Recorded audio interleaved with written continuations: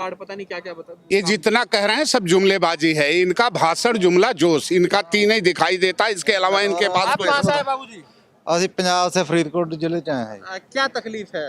ਤਕਰੀਬ ਆ ਜਿਹੜਾ खेती विरोधी ऑर्डिनेंस जारी विरोधी मतलब मेन अगर हम और- देखें तो किसान जो और दूसरी कानून बात जो ये- पास किया गया, आता हूं आपके पास। प्रधानमंत्री जी, जब सब कुछ देश में ठीक चल रहा था तो आपको अपने मियां मिट्ठू बनने की जरूरत क्या थी? जो पुराने कानूनों से देश चल रहा था, जो बाबा साहब अम्बेडकर के संविधान से देश चल रहा था, आपने परी लकड़ी ले ली। हमें तो नाना पाटेकर का वो डायलॉग याद आता है कि साला एक मच्छर हिजरा बना देता है।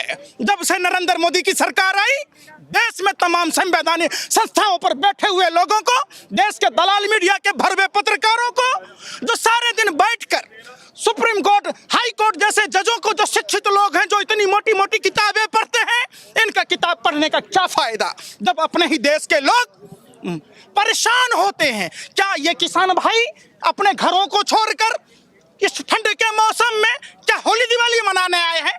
किस तरीके की बात करते हैं? भाजपा आईटी सेल की तरह बात करते हैं।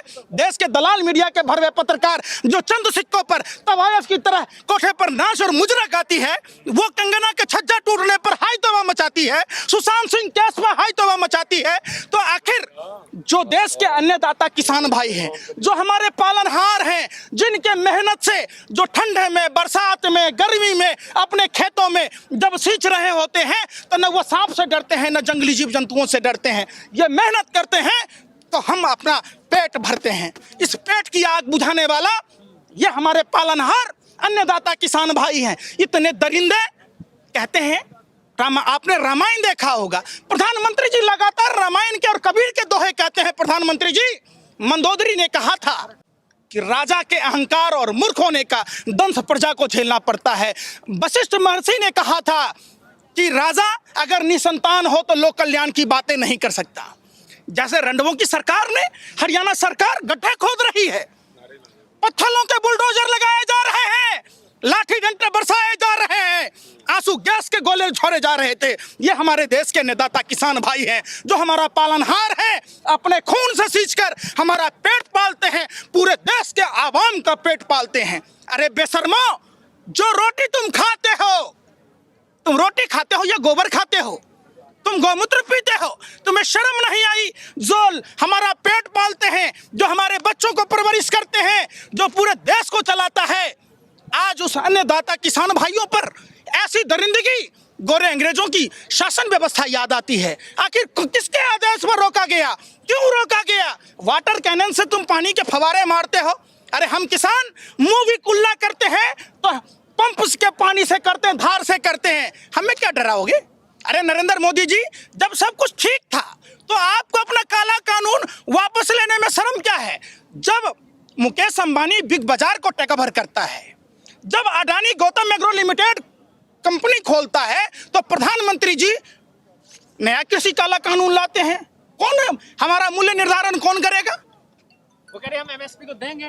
अरे भैया, एक बात बताओ, कितना मूर्ख प्रधानमंत्री है? पूरे विश्व में इतना बड़ा पनौती प्रधानमंत्री, अहंकारी प्रधानमंत्री 1000 का नोट बंद करके 2000 का नोट चालू कर दिया, कहता भ्रष्टाचार खत्म करेंगे। हो गया खत्म है? देश का 268 टन सोना गिरवी रख दिया, आरबीआई का सुरक्षित धन खाली कर दिया, सब कुछ ईमानदारी से चल रहा था, नोटबंदी में फायदा हुआ, जीएसटी से आया, तमाम जो देश में पूर्ववर्ती सरकारों ने संपत्ति बनाई सबको बेच दिया, तो काहेला माइनस में चला गया जीडीपी? शर्म नहीं आती नरेंद्र मोदी जी?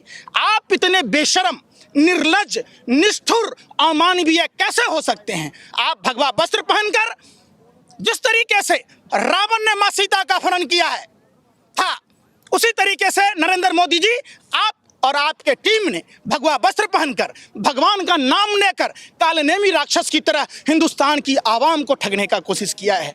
हम सभी पार्टी के नेताओं से कहना चाहते हैं, जाति, धर्म और भाषा प्रांत से ऊपर उठकर देश के अन्नदाता पालनहार किसान भाइयों के लिए अपने पलक पावरे बिछा दीजिए।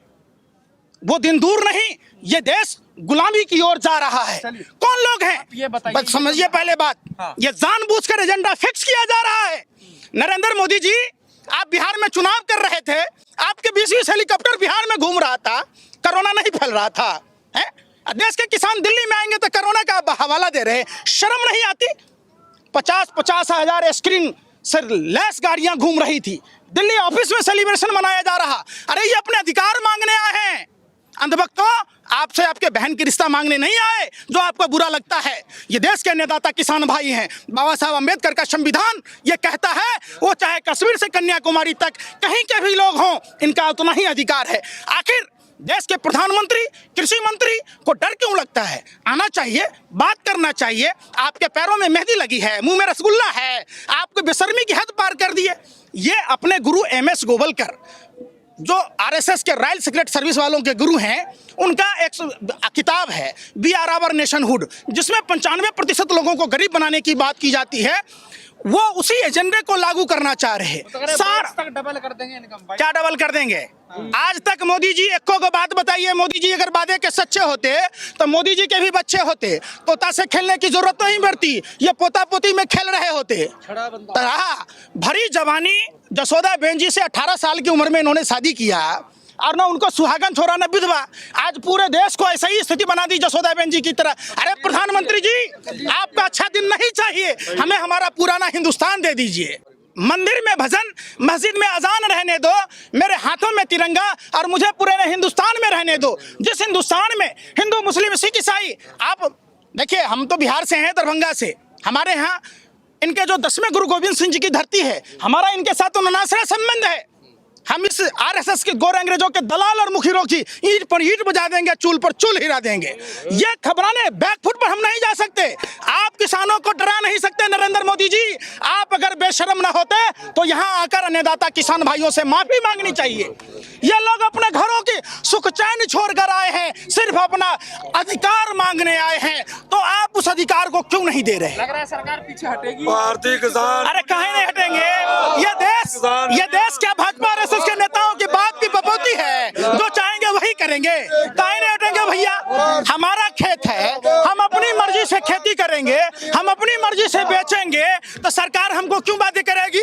एक बात नहीं, सुनिए पहले बात, ये जो कृषि काला कानून जिसके विरोध में ये आए हैं, क्यों आए हैं? जिनके पास 2 एकड़ से कम जमीन है, आप बताइए, पंजाब के मोंगा में, लुधियाना में कहीं भी जमीन अगर है किसी के पास, 1 एकड़ से कम जमीन है, 1 एकड़ जमीन है, वो आदमी फसल क्या दिल्ली में बेचने आएगा, सूरत में बेचने जाएगा? अरे ऐसा अनपढ़ जाहिल प्रधानमंत्री को अकल नहीं है। हमारे जिले के जो बाजार समिति है, हम वहाँ सामान बेचने जाएंगे, और बाजार समितियों में, मंडियों में, फूल मंडी में, अनाज मंडी में, सब में क्या होता, हम जब बेचने जाते तो आड़ती हमसे मोल भाव करता है, हम महंगे दामों में बेचते हैं। नरेंद्र मोदी जी कह रहे हैं कि हमारे अंबानी से ही खरीदिए। जब हेमलीज कंपनी मुकेश अंबानी खरीदता है तो प्रधानमंत्री कहते हैं खिलौना बनाइए। जब BSNL MTNL जैसन कंपनी को, जब मुकेश अंबानी जियो फोन लॉन्च करता है, तब प्रधानमंत्री ब्रांड एम्बेसडर, सेल्समैन, सप्लायर बन के जियो फोन का प्रचार कर रहे थे, फ्री में ले लो, फ्री में ले लो, भंडारा है, भंडारा है। बाद में कहे कि पूरी के भी पैसे दो, सब्जी के भी पैसे दो, डोने के भी पैसे दो। तो आप हम बाबा जी का ठुल्लू, ये काम नहीं चलेगा। देश की जनता समझदार है, नहीं समझे? है नरेंद्र मोदी जी, ये मोदी नहीं मदारी है, झूठ बोलने की इसको पैदाइशी बीमारी है। ये रस्सी को भी सांप बना देता है, राख को भी मंजन कहता है। देखो देखो भाइयों, अब ये सब नहीं चलेगा, ये सब बंद हो गया। नंडू मेला बंडू, ये रंगा बिल्ला दोनों चला आता है। और कभी कहता डॉक्टर बनना चाहता, कभी कहता इंजीनियर बनना चाहता, कभी तोता से तो कभी मोर से। तो कभी आपने देखा एक बात बताइए, जब हाथ पैर सलामत था तो नरेंद्र मोदी जी भरी जवानी में 40 साल भी काहे न मांगा? ऐसा अच्छा विकलांग आदमी थे नरेंद्र मोदी जी। आप कहते हैं बुढ़ापा में 18 घंटे काम करता हूँ। अरे शुक्र है कि 24 घंटे का नाम नहीं बोले, नहीं तो हमारे चड्डी बिक गई होती, हम पेड़ के पत्ते पहन रहे होते, जानवरों के शिकार कर रहे होते। सोना दिया सोनार को पायल बना दिया।